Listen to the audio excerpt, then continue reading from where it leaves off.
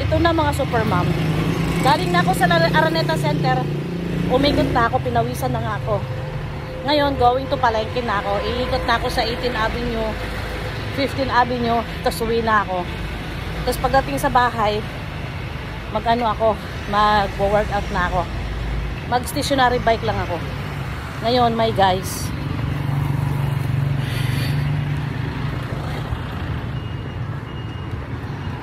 wala akong choice kundi maglakad kasi alanganin na ako mag-tricycle.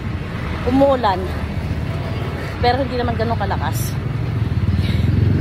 Malakas lang ambon, pero hindi pa kayang magbasa ng katawan. Kaya hindi na ako sumakay ng tricycle. Lakad na ako hanggang Palengke. Iikutin ko yung Palengke. Grabe na yung pawis ko. Nakalimutan ko pa magdala ng towel pamunas. So ito na, nandito na ako sa Main Avenue.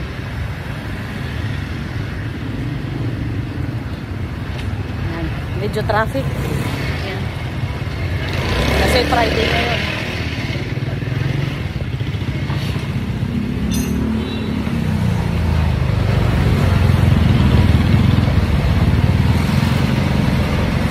Shortcut na ako para mabilis.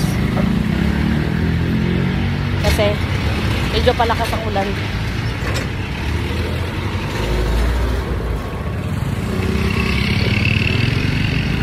Tatawid na ako. Ayan. Ito na yung kahabaan ng 15th Avenue. Ay, delikado yun ah.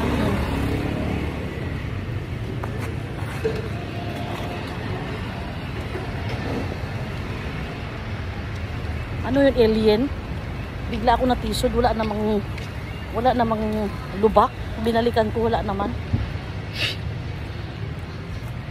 Para akong pinatid. Ano yun, may kasabay akong multo.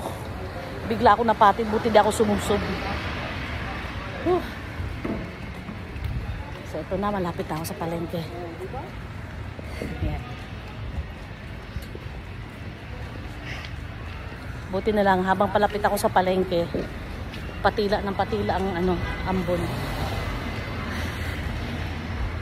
Kanina medyo malakas, parang gusto ko na nga sumakay ng tricycle, pero ngayon humina-hina na. Kaya malapit naman na ako sa Palengke, hindi na ako sumakay ng tricycle. Sayang din yung 30 pesos ko, di ba? Exercise ko na lang. Ito na, isang street na lang. Ito, 16th Avenue, East Road. Yan. Bakit ko?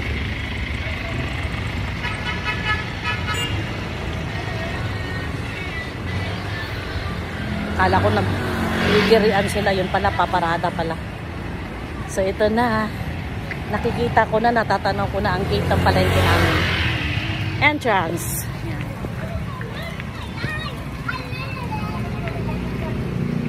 So, iikot na ako and then pauwi na ako sa amin. Lumakas na naman ang ulan. Yung ambon.